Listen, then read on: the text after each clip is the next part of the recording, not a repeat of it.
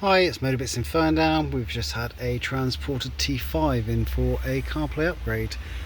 We fitted one of the DMX6523DABS. Fitted quite a few of these units in these vans now. They're very popular. Obviously does all your wireless CarPlay, no wires needed. We've got a reversing camera set up, fitted on the rear light unit. Does all your normal CarPlay features, maps, WhatsApp, mapping. Yeah, nice bit of kit. Show you the rear camera.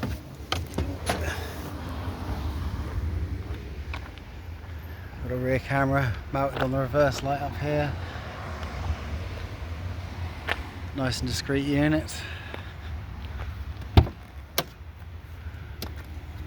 See, all the cables, everything all hidden away, nothing left on show. Very happy customer. Thanks.